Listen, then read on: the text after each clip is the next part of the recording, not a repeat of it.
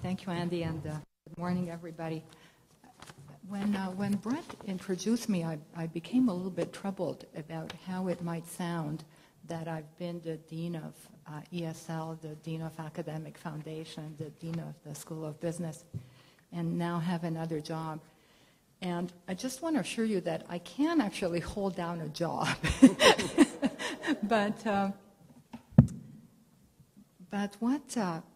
the story of my career at Bow Valley College is an interesting one in the context of the immigrant population at the college, because what I've had the opportunity to do is see our learners as they learn English language, and right now I know a lot of numbers have been given to you, and I think there's one that has not, which is that in our English language learning department alone, so just the language training, we have over 3,500 learners. So it's a lot of learners who are on our Calgary campus.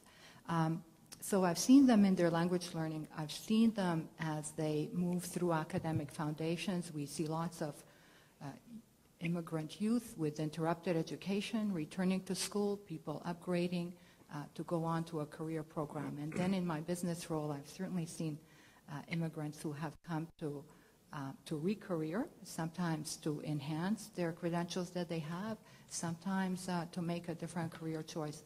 And we follow them into the workplace where, because most of our programs have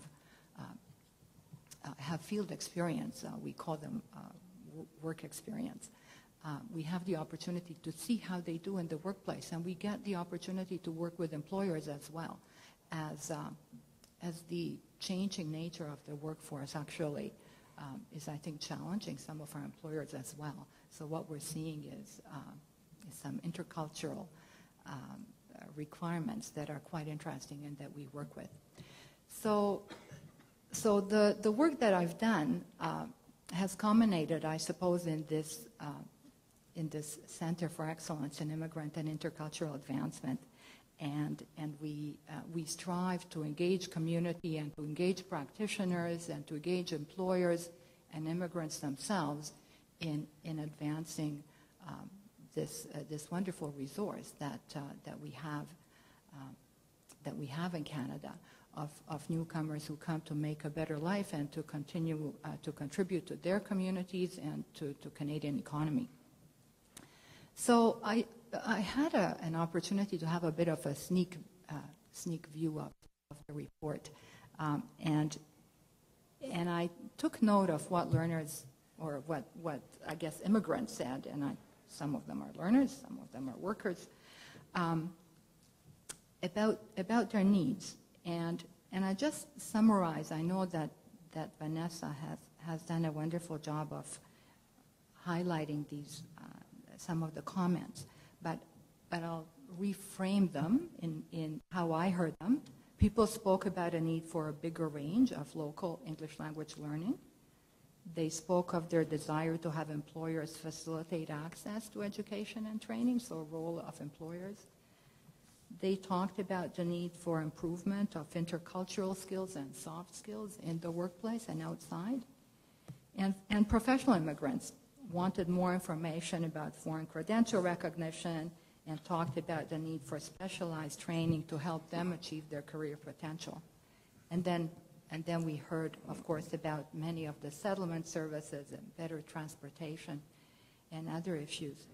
With the exception of this last settlement point, the issues raised in this study are not dissimilar to those raised by immigrants and employers in larger centers. But the challenge, of course, is that in smaller communities, it is more difficult to find scalable and cost-effective solutions. And that's what, in the context of our regional stewardship role, the center is working hard to make some of those adjustments. Now, just because things are challenging doesn't mean they can't be done, but solutions do call for more ingenuity, more collaboration, sometimes more technology, and a continued willingness on the part of governments to come to the table with support for innovative programming. And I think we've been very lucky in Alberta to have governments who have been very visionary in this regard. Now, there are many providers of services in southern Alberta communities, and I'll speak as one, recognizing that in this room and in our communities there are many. But I thought it might be time to talk about a few things that we are doing now that are pointing the way to what more we could be doing.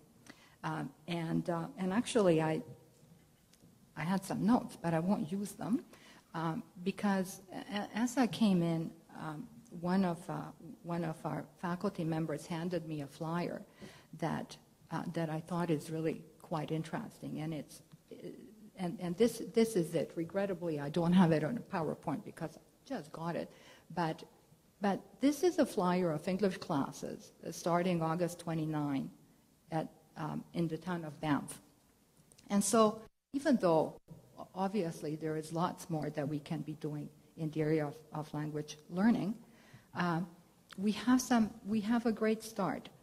And on this flyer, there is a square that says, here are Bow Valley literacy programs that are offered by the Bow Valley Learning Council. And then there's another square that offers assistance to temporary foreign workers offered by, delivered by the town of Banff and the Community Support Services and Calgary Catholic Immigration Society. And then on this side, there are Town of Banff language learning classes and Bow Valley College language learning classes. They're quite different. We try not to compete. So the Bow Valley classes are high intermediate, writing skill improvement, professionally speaking, listening and speaking at higher levels, and so on classes. We also offer in the Banff and Canmore region a part-time link programming. And in all of southern Alberta region, we offer link home study, which are for learners who actually would like to study at home, and those programs are usually online and phone facilitation, so there's an opportunity to have a facilitator as well. So these are initiatives that we have. We've talked about video conferencing, some of the issues, some of the challenges. But as we explore and make new offerings, we learn more every time. So those are some of the activities that we have with English language learning. When it comes to assisting immigrants in the workplace itself, this often involves working with employers. And the challenge, of course, with employers, especially small and medium-sized employers, is that they don't have a lot of folks so if they release someone, there isn't necessarily someone just waiting to do that role while the training is taking place. So often releasing people is a challenge, and of course often paying for training is a challenge. And then there's the matter of shift work and multiple levels and so on. So we're certainly innovating with some of solutions around assisting employers as well. We're introducing lunch and learn sessions, so they're short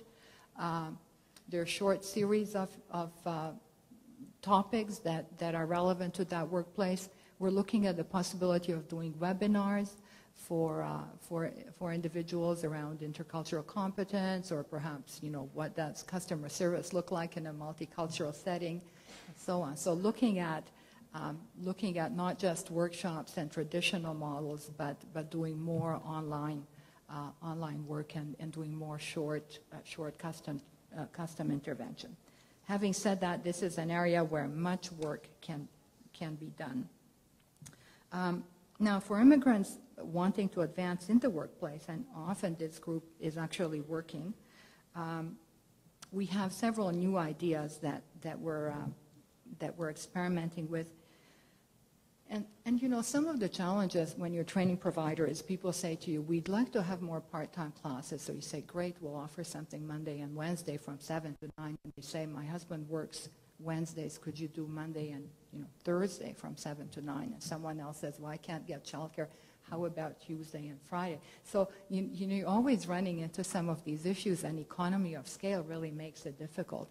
And also, again, because issues are issues are complicated, usually there isn't one solution for a group of people. Usually there are many solutions for one individual. And so, so some of the initiatives that we're looking at now is really having individual learning goals and individual learning plans for different people in smaller communities, and working with them to do an initial assessment, and then moving on to either tutoring if their language skills need assistance, or doing an online course if they're able to manage the technology and have the skills to work online, and then moving into a mentoring or coaching model within that community for their own career and profession. So there's lots of ways that we try to meet these needs. However, it's always a moving target. There are always more needs than resources, and what we really hope is that as we move forward, and certainly looking forward to this afternoon in this regard too, that you'll find that you'll help us work on more creative and innovative solutions as well. Sometimes people will say to us, well, this is our problem, and then we'll attempt to fix the problem, as it were, and introduce different programs and courses and so on. But it's always so much more effective if you work with us and you become part of the solution. And I know we've had wonderful support in our region in this regard, and I look forward to more. So I'll leave it at that.